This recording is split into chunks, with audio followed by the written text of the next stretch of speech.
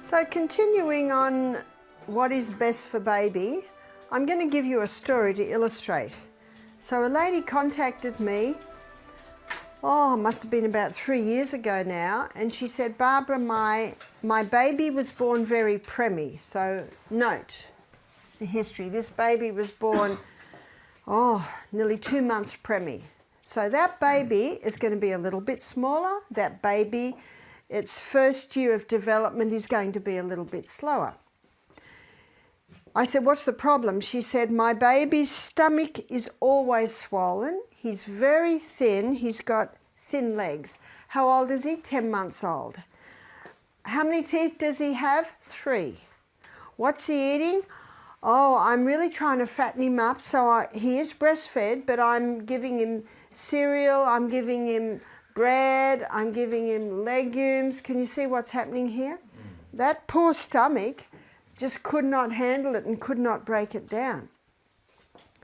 So I told her about the teeth. I told her about how there's no ptyalin, P-T-Y-L-I-N, it's a salivary amylase. And as Julia mentioned, there are very small amounts which are necessary just for the breakdown of the breast milk, but not enough to cope with a slice of bread, not enough to cope with food. And it made sense to her, and she said, well, he's used to eating, and this is something also to assess. If the baby's used to eating, you can't just stop the food. Otherwise, you're going to have terrible trouble every mealtime. So I said, just because the baby's used to food, I said, just give the baby fruits, just give the baby maybe some steamed broccoli, maybe a bit of steamed cauliflower, and sweet potato. Sweet potato, when it's well cooked, comes down to a very simple sugar. She emailed me back a month later. She said, thank you so much. She said, the stomach has gone right down. And I find this in several cases with babies, children and adults. They feel they've got to feed them up, but you've got to fix the gut first.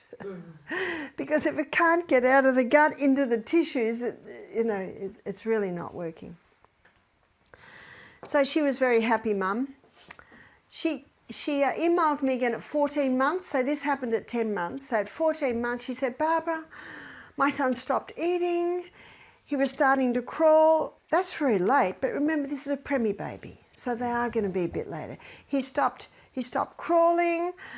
I think his brain's going to stop developing. I think his muscles are going to stop developing. And I'm thinking, where's this coming from? So I said to her, is the baby teething? She said, yes. And it's the molars that are coming through. He's got his 8 teeth here now. And I said, no wonder. I said, when babies are teething, they want to be held more, they're not eating very much. That's quite, they're not themselves when they're teething. People say to me, what did you do when they were teething? I said, got the sling. The sling, put the baby in the sling, just wrap them to me. They're happy then. And some people say, but I can't do that all their life. I said, no, it's just while they're teething. Just while they're teething. It's a better drug than any baby Panadol you can give them. And I never gave any of my babies anything like that. I just held them all for a few days. Yes, it's a little bit harder, but it's just for a few days.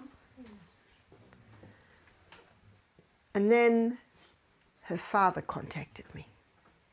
I'm a professor at Loma Linda University. I'm very concerned about my grandson. We believe that his brain is going to stop developing because he's not eating food. My wife's a physiotherapist and she thinks his muscles aren't going to develop. Aha, now we know where this is coming from. So I wrote back to him and I said to him, did you know that it's only the last 100 years babies are being fed food? Do you know what that means? Galileo, Mozart, Einstein, the brilliant geniuses from times past were not fed food as babies. And I said, did you know that there's no enzyme in the mouth to break down the starch? They were wanting her to take the baby to hospital and get blood tests to see what the nutritional levels are. Can you imagine how traumatic that is? The blessing was the baby was breastfed. And when babies are breastfed and they're sick or upset, they usually want to feed a little bit more, and that's really not a problem when they're sick. And so, and he'd actually said to me, I'm writing to you because my daughter listens to you, but I'm appealing to you, you know, the development of this child. So I quoted to him basically the things I just told him. And as a scientist, he would have surely acknowledged all that. I didn't hear anything else. And then 6 weeks later, the mother contacted me and she said, his teeth are through, he's eating, and I can give him a little bit of bread now because the molars are through, and he's crawling again. Thank you so much. And then I get an email from her father. Thank you so much. Can I give you something? I said, oh, if you want to, here are my details. $400 I got. and I knew why, you know, and you see what you're dealing with, emotions. Emotions. So it's good to know a little bit of your history, yeah? So how do you start them with the food after 16 months? How do you start the food when you do start the food? Most children, my son James was the exception, most children have already had the little tastes. So you give them a cucumber to suck on, you give them a piece of apple to suck on. But won't they choke? There's a big difference between gagging and choking. Okay? Gagging is when they go, ugh, and then it pops out. And that's an absolutely natural reflex, and it happened nearly every time my little ones ate. Choking's different. Choking's when it gets stuck. Choking more happens in a child that has not learnt to chew. And that's why it's important not to give them slop or mash. I never made baby food, ever. My baby's first foods were bits that they could pick up and chew on. So that's very important. So don't get all upset when they gag, you know, it's a gagging reflex, it just comes right out. But many people don't give their children pieces of apple, pieces of cucumber, pieces of celery because they think they're going to choke. So it's important to there's a difference between the gagging and the choking. Gagging, it always just comes back out, yeah? But you want, if they're starting on foods, then you need to have the satisfying foods, eventually, like sweet potato. You wouldn't start with that also? No, I wouldn't, because their main meal is breast. Yeah. Their main food is breast. And so you always give them, when you start introducing, you give them something. And I only ever gave my children something at mealtime. That's the only time they want it, because they see what you're doing. And I'd put them in the high chair and I'd give them pieces, and then my daughter Julia, she was just wanting, you know, she's my fourth child, but I still would not give her any starch yet. So I'd steam little bits of broccoli. But what I do is, here's our meal, and I just look in my meal at what they could have. So I'd give them the stem of the lettuce, the hard stem, or the stem of the cabbage leaf, you know, where they can hold and suck on it. And if there really wasn't much that I could give them, it's like the meal we had yesterday. It was gluten-free noodles and a tomato sauce, and there's not much there. So I would cook a corn cob. I would cut all the corn off the cob and give them the cob. Oh, they suck on that for a long time. And they're sucking the juice out. And one lady said to me, it's fantastic, everywhere I go, I've got a corn cob with all the, you know, I've cooked it and cut all the bits off, and oh, they're happy for a long, long time. So you start with little tiny bits, and that really gets their gut used to that. Yes? But with that you start before 16 months? Before 16 months, yeah. So if you're starting at 16 months, basically at 16 months my son James had 8 teeth, so he didn't have his molars. So I would just do the same thing, starting with a bit of cucumber, starting with a bit of celery. And my son James was well padded, so he really didn't need much. What if they're not well padded? What if they're quite slender? Well, that's perfectly all right too, because you get slender babies and you get more padded babies. The only time it's a worry is if they're really, really skinny. You know, it's like my grandson. He was getting wrinkles in here. My son said, "Mum, do your babies cry a lot?" I said, "No, they don't. My babies didn't cry a lot. There's something wrong if babies are crying a lot." And then I discovered the baby was fighting the breast. Now the baby's 7 months of age. And then I discovered that the mother had a gluten and a dairy intolerance. So it was coming through to the baby. And how do I know that? Because she used to get hay fever all the time. And so I said to her, I wouldn't be surprised if your baby also has the intolerance. So one night my son said he just could not bear the crying any longer. So he went and bought a lactose-free milk. And when he brought it home, the baby just drank as if the baby was starving. And the baby basically was starving. Because the baby was hungry, but the baby knew, you know, would fight the breast. It would. And so I said, well, give the baby goat's milk. Goat's milk is the closest of animal milk to the human milk. And so I know in Australia you can just buy baby formulas, you can buy goat's milk baby formula. Oh, they had a happy baby. The baby didn't cry all the time, the baby started to put on weight. So, see, you're looking at response. You're looking at response. Not all babies will have that intolerance, but I have found that when a baby has eczema or asthma or is troubled, it could be that it's allergic to what the mother's eating. Remember your 5 allergens? You stop the peanuts, stop the dairy, stop the wheat, stop the oats and the refined sugar. Now it can take 2 months before those foods are out of the body. After that? Pardon? And after that? After what, introducing food? Yeah, you were talking now about fruits and cucumbers. Yeah, fruits and cucumbers, steamed broccoli, steamed cauliflower, little bits of sweet potato. I think it's nice if they feed themselves. It'll be a little bit messy, but at first they can just feed with their fingers. Do you know the beauty of them eating with their fingers is they can feel the temperature of the food. So that certainly helps. Avocado's great, so you can give them little squares of avocado.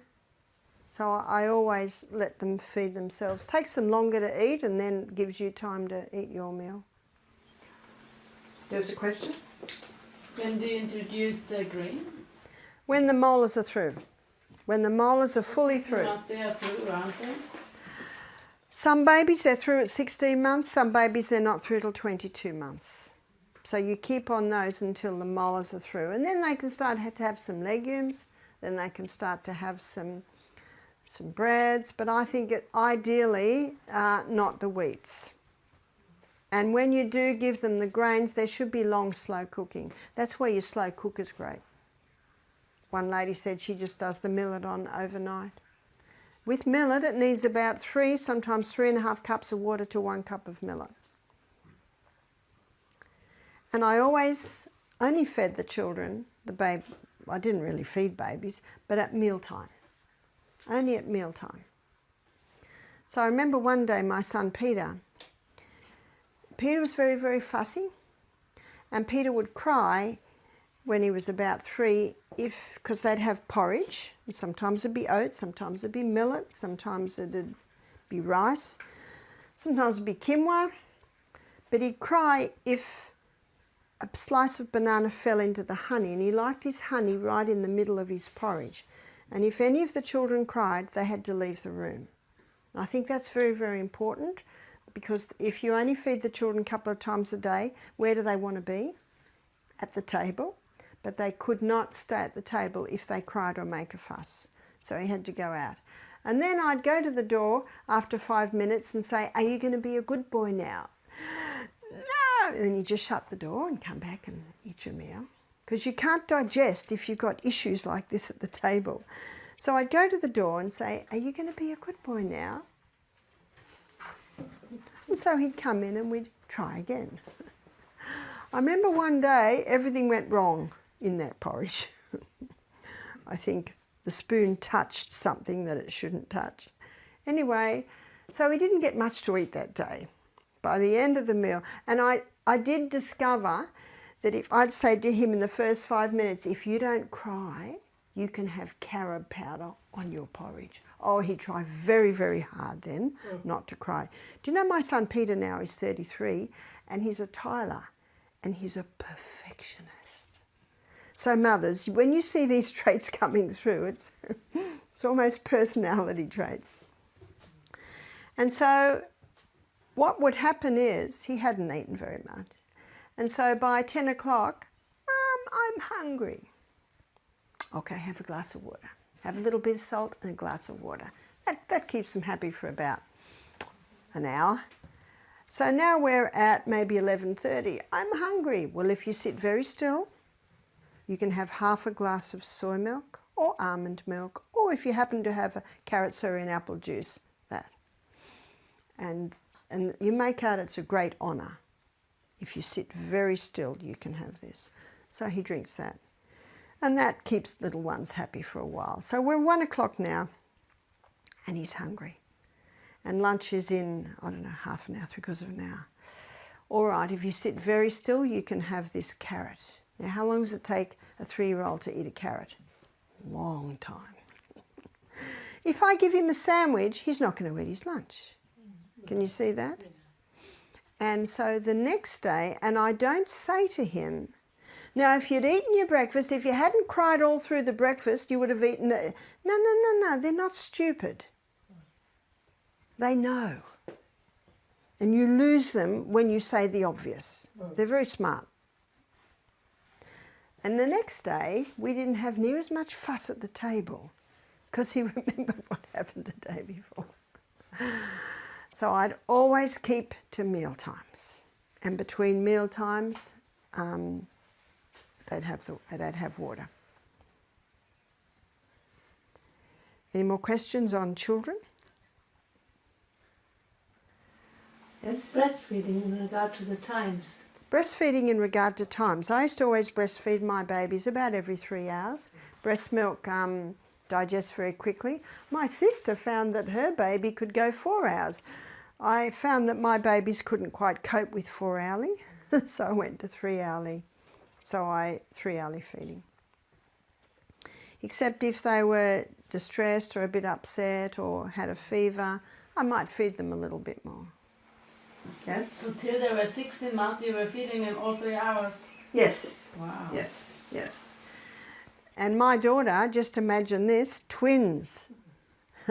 She used to, in the car, she had this bottle of water, was about 4 litres with a pipe coming out of it, and while she's driving, she'd drink water. She drank a lot of water. I used to feed my babies till they were about 2.5, and so you see more and more food and less breast. I think James was about 2.5, yes? We have a question concerning the mother. What does a mother eat when she's breastfeeding? What a mother should eat when she's breastfeeding is a very balanced diet, which is high fibre, generous amounts of protein and healthy fats. So basically just a balanced diet. Some women might need a little something at night, and if it's at night, maybe a smoothie, maybe a soup, maybe some crackers and avocado. Crackers are like Zwieback and they digest quite quickly. But it's not a bigger focus on carbs. Not really, no. So you could breastfeed even if you eat non-carbs. Yeah, you could. And remember, on a vegetarian diet, it's impossible to have no carbs because everything has some carbs. The only way you can have no carbs is to have a meat and dairy diet and vegetables but no potatoes. That's really, I think Dr. Atkins' first stage of his diet was something like 20 milligrams of carbs a day. But his diet had different stages, I think about 4 stages. But I say to people, you don't have to go down to 20 carbs a day, and it's really impossible on a vegetarian diet, just as long as they're reduced. So let's continue looking at our acid alkaline foods. So lima beans and lentils and soy are your 3 alkaline legumes. And remember, soy is only a problem if it's been genetically modified or grown with poisons. There are 2 alkaline nuts. One is almond and the other is Brazil. Almonds are called the king of nuts because they are high in iron, they are high in protein, and they are an alkaline nut. Brazil is phenomenally high in selenium. Selenium is an important mineral because your thyroid needs selenium to convert iodine into thyroxine. And mercury fillings have a affinity for selenium. So when someone's got a mouthful of mercury fillings, it's going to take all their selenium. So if someone has thyroid problems, it's important to investigate whether they have thyroid, whether they have mercury fillings. Yeah? There are a lot of different amounts out there in the web where they say how many Brazil nuts we should take. There are between 2 and 3 and 5. Yeah. Well, let's just grab the 5. 5 Brazil nuts a day. That's a nice amount.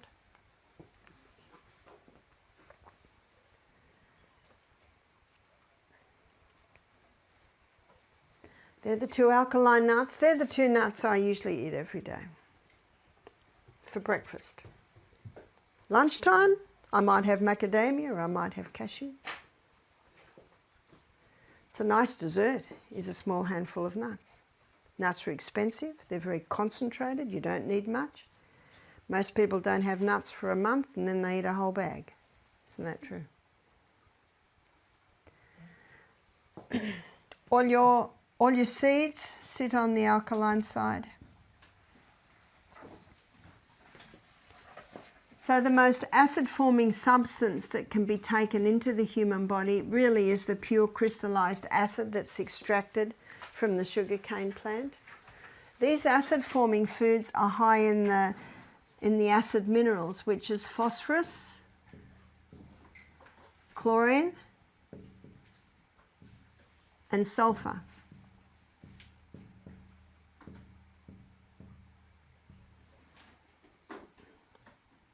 So meat is not far behind. When meat breaks down in the body, only 58% is burnt as fuel. So that leaves 42% waste.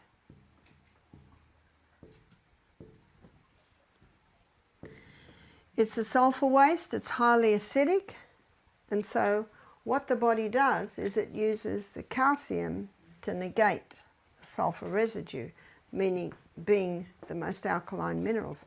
So look at a glass of milk. A glass of milk is high in animal protein. It is high in calcium. And the 5 stomachs of the cow can handle that, but remember, we've only got 1. So because of the high acid waste that the animal protein gives off, that uses all the calcium to negate that acid waste. How much calcium's left for the human body? None. And that explains why the countries in this world that are the highest dairy consumers have the highest incidence of osteoporosis.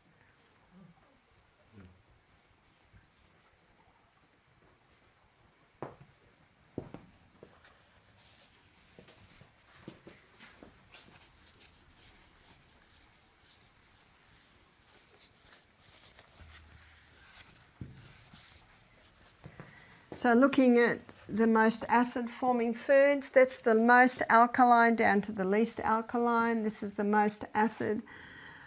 Aged cheese, what's the blue in the blue vein cheese? It is mold, that's right, so that's very acidic. But there is a pH 7 cheese, and that would be something like your feta. So your fresh cheeses, cottage. But of course the problem with these is the cows they come from, ricotta. But they don't have the mold factor. So if you've got guests that want to eat cheese and are going to eat cheese, or they've got a family, say, well, go for your fresh, but ideally go for maybe organic cow, or you can get goat or goat or sheep. I don't have much. They're not attractive to me, but these are options that you can give guests. Caffeine. All your caffeine foods and drinks are acid forming. Alcohol's not a food, but it certainly creates an acid environment, as does tobacco. As do drugs. Remember, drugs are chemicals and have an acid effect. So all your other grains, other than millet, buckwheat, quinoa, amaranth, spelt and kamut. All your other legumes, other than lima, lentil and soy. All your other nuts, other than almond and Brazil, have an acid effect.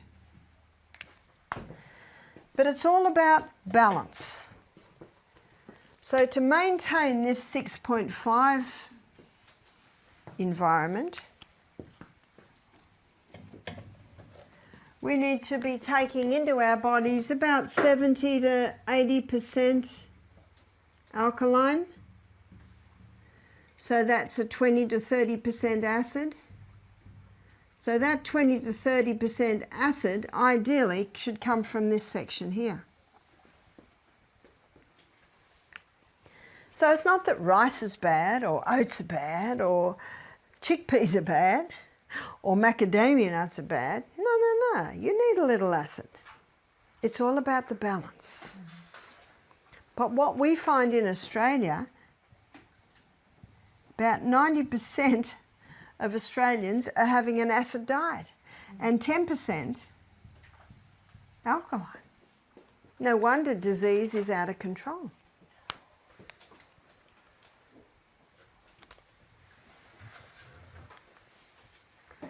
The hybridization of the wheat brought wheat over here too.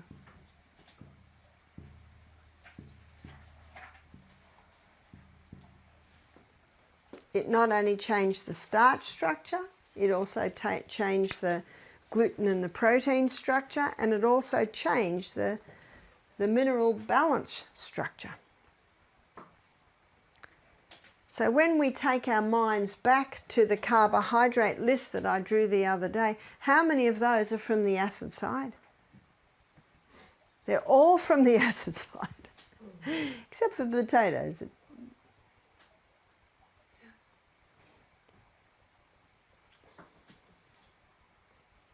And remember, the body runs according to precision balance, so it's maintaining the balance. So the easiest way to alkalize the diet is to start exploring other grains, is to eat more vegetables, more dark green leafy, and if the person doesn't have a diabetic problem, and if they don't have a weight problem, and if they don't have a yeast problem, and if they don't have cancer, then they can eat more fruit. It's not that fruit's bad, it depends on what's happening in the body.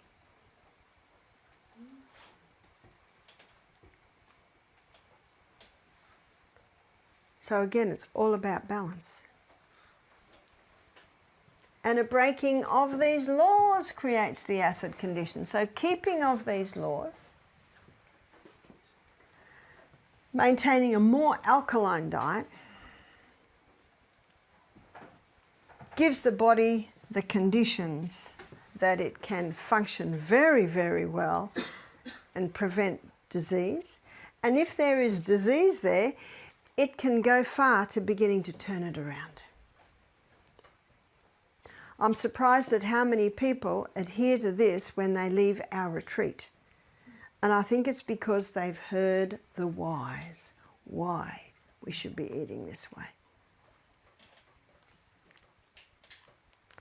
But what I'd like to do now is I'd like to show you what the hybridization of the wheat did to the starch structure.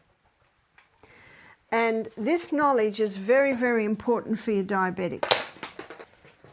So not only did the hybridization of the wheat change the gluten or the protein structure, it changed the starch structure. And the starch structure that was created is called amylopectin A.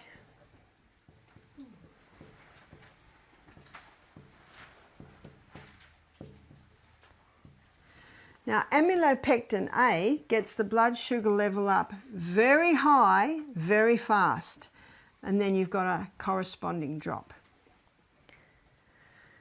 So let me give you something to compare it to. Amylopectin B is found in bananas and potatoes. And if you are familiar with the glycemic index of food, and the glycemic index of food is how quickly the sugar in that food gets the blood sugar level up high. So that's your bananas and your potatoes. Amylopectin C is found in legumes. So it's another amylopectin there. Legumes. So this is B, gets it up relatively high, relatively fast, but not as high and not as fast. So not as low. So there's your A and there's your B. Well, what about the legumes? Legumes gives a lovely, steady, consistent rise, nice, steady, consistent drop. What does every cell in our body want? That nice, steady, consistent. There's your legumes. So excellent food for people with diabetes. Excellent food for people who have a yeast problem. Excellent food for people who are conquering diabetes. Excellent food for people who are conquering cancer.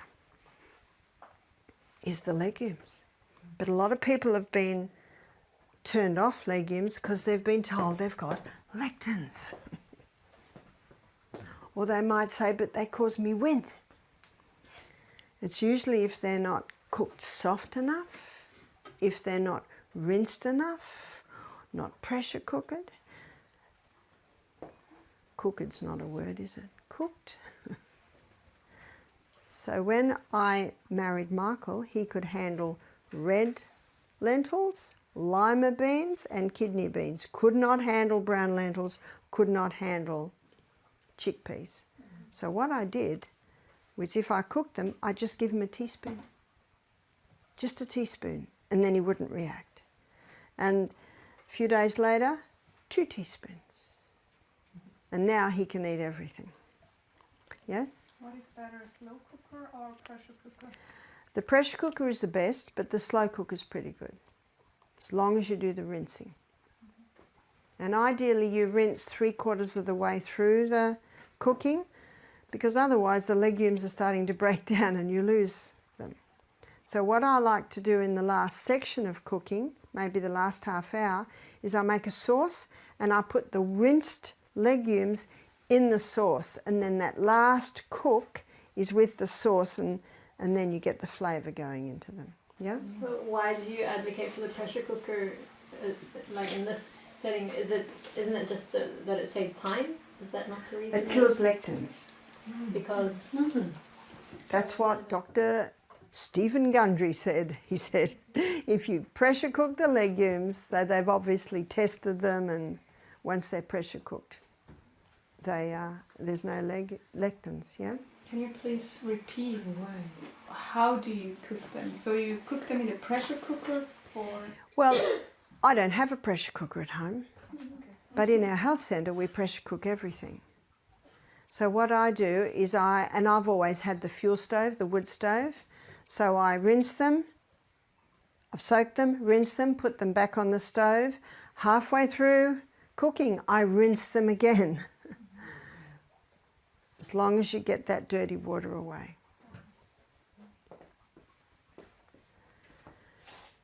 So let's have a look at glycemic index in relation to amylopectin, the amylopectin A. So your glycemic index is how quickly the glucose is released from the food and into the blood. So your glycemic index averages at 55. So anything under is considered low GI, anything above is considered high GI. So let's have a look at cherries. Cherries sit at 26. Grapefruit. Grapefruit sits at 25. Those lovely little blueberries we had this morning straight from the forest, they're sitting about the same as cherries. So these are good fruits for the diabetic. They're good fruits for the person that's conquering yeast. They're good fruits as the cancer person goes into, you know, the second stage of their diet.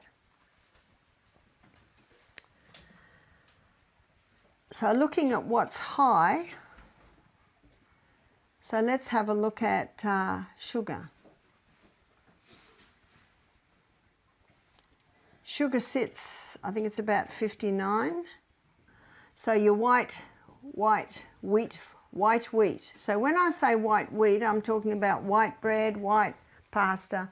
It sits at 69. So it's higher than sugar. It's because of the amylopectin A. What about wholemeal? 72. How could that be? How could the wholemeal get the blood sugar level up higher than the white? Because it's not refined, it's got more amylopectin A in it.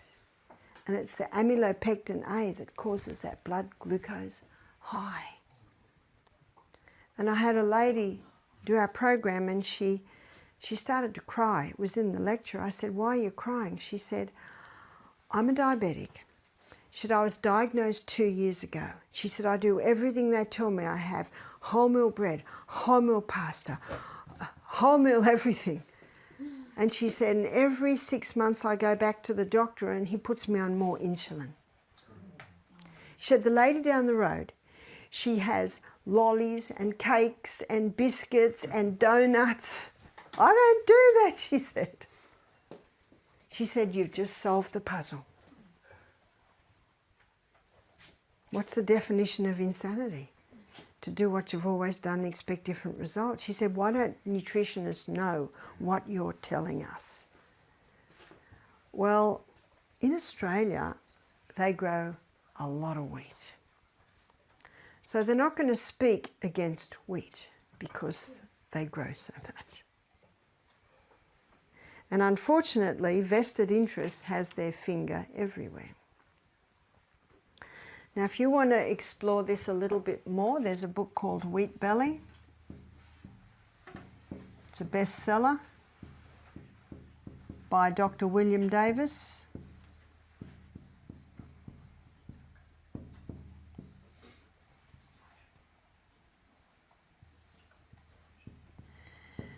And he gives the whole story of what they've done to the wheat. Yes? What about brown sugar? This is white sugar, I believe. Yes, yes. Well, it appears that brown sugar and raw sugar are coloured white sugar. And it is true that the brown sugar will have a little more minerals in it. But myself, I prefer to keep away. Yes? And the other grains, like, okay, you've got the ancient grains, but then you've got the other common grains like rye and barley. Yes. When they are whole. Yes, they have not been played with. They have not gone through the intensive crossbreeding. But the amylopectin A, is that present? The amylopectin A was created in the hybridization process. So it is something that's not usually there. Yeah? Where would the original species of grain, like kamut and einkorn, where would they be on the scale? They don't have the amylopectin A in them, so they're sitting more down at, they're probably halfway between amylopectin C and B.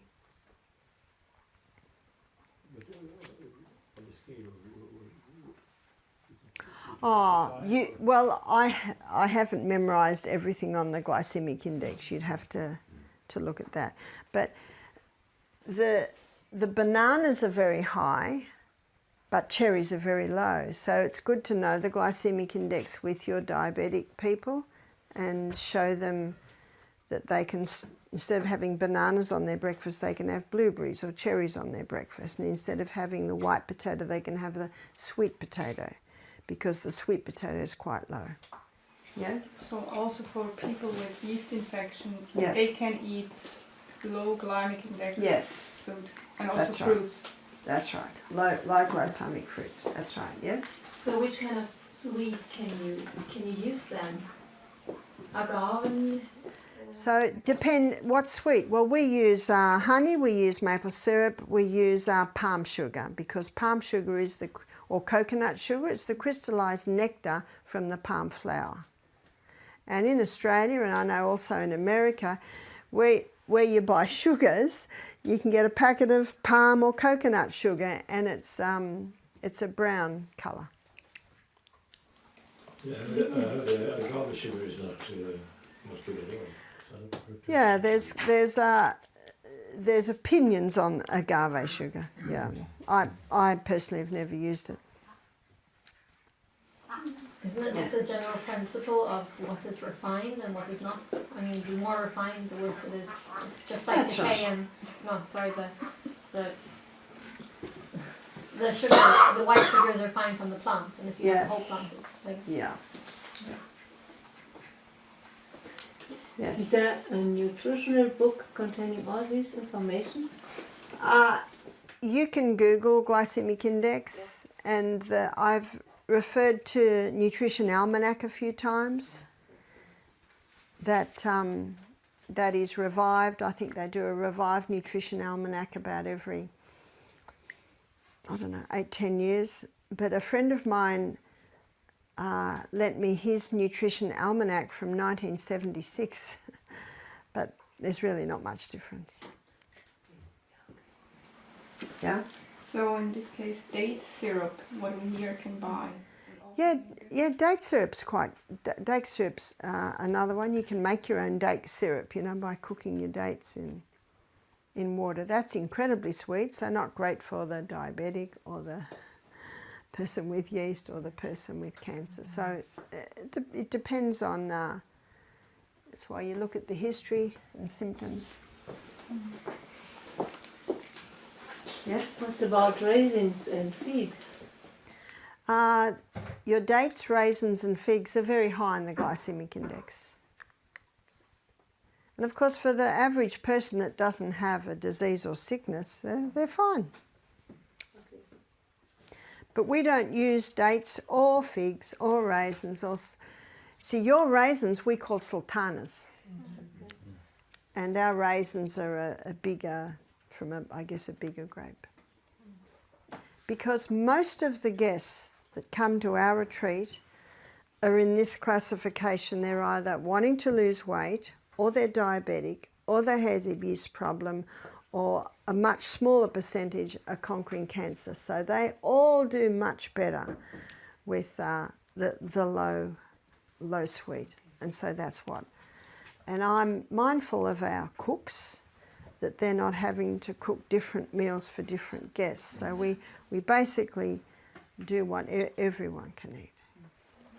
So if we do a dessert, and we usually do a dessert once a week, and we'll often do a frozen cheesecake, and you ladies who are cooks, maybe some of the men are cooks, I'm just used to my husband who can cook toast, that's it. That you can Google frozen cheesecakes, and there are some delicious desserts. They're very, very rich. They use a lot of nuts and ground up, some coconut oil to make it solid, melt in your mouth, and maybe some maple syrup. So they're delicious. So when and it's nice to show the guests that there are some delicious desserts that you can make, but we just give our guests a little bit.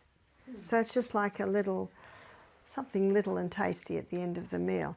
Now, if we have someone who is with us who's on a cancer-conquering diet and they're watching, I'll give them maybe, about 8 cashews. That's their little dessert.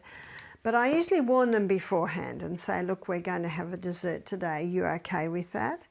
And do you understand why it is best that you don't have it? And I say, are you happy for me to give you some cashews? Oh, yeah. So you forewarn them. And one lady, she said, can I just have half a mouthful?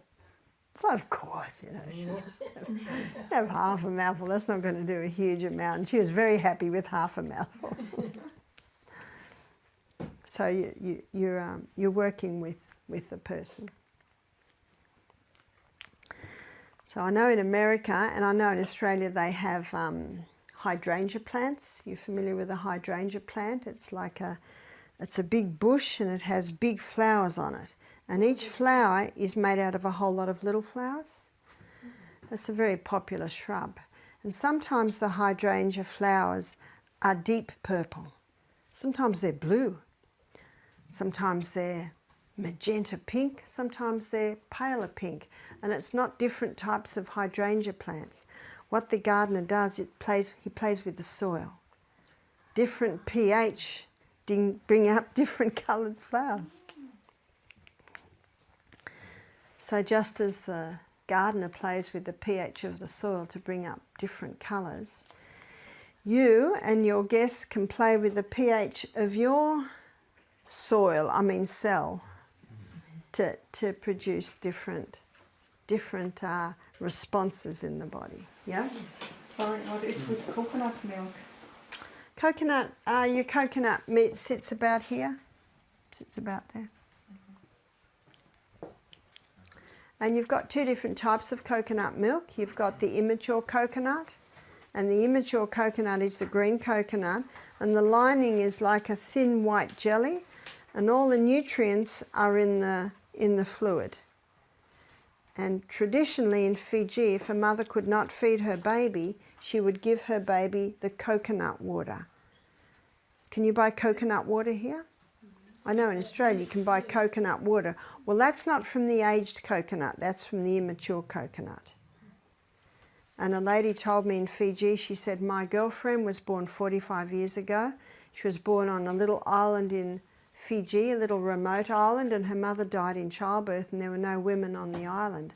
And so the men fed that newborn baby the immature coconut juice, and that baby thrived.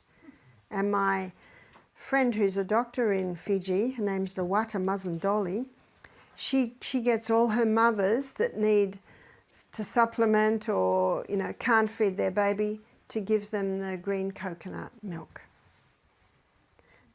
And apparently in the war, in those islands, if someone needed a blood transfusion, they would transfuse, because it's sterile, with the green coconut juice, because it's incredibly high in nutrients. So we have a big difference between the aged coconut. So the aged coconut, the shell is brown like wood, and when you open it, there's a thick, hard white lining. And that's what the coconut milk and the coconut cream you buy is made out of, that thick, hard white lining. So when I used to go to Fiji, they would make their own coconut milk and coconut cream by opening it and grating it and putting it with water and squeezing it, and what comes out of this white milk. And then that fibre they just throw to the pigs or the chooks as food, because everything's in that milk now. So the coconut milk, so you've got coconut water from the green coconut, and you've got coconut milk and coconut cream. Coconut milk really is just coconut cream with a bit of extra water in it. And that makes a very nice additive to curries. Some people like to put it on their breakfast instead of soy milk or an almond milk. Yes? What does the coconut water have? Nutrients. I have drunk it a number of times. Yeah, it's very high in minerals, incredibly high in minerals. So for them to transfuse people with it, it sounds like it's got about as many minerals as seawater. But obviously there'd be a little carbohydrate in there for it to be slightly sweet. Yeah? We talked about babies before, and for babies who couldn't be breastfed for some reason, so coconut milk would be quite the good. coconut water. Or coconut Yes. water. Yeah. And we think it was very sad in Fiji a little while ago. The Fijian government told the baby formula companies, but they could not put Fijian baby on the labels because there were doctors that were protesting, about these milk formulas coming into Fiji. And so as a response, the milk formula companies stopped sending their milk in. And there are a whole lot of mothers that are in an uproar because what are they going to feed their babies? I said to my friend, quick, write an article in the newspaper, feed your babies what you fed your babies 100 years ago, which is the coconut water.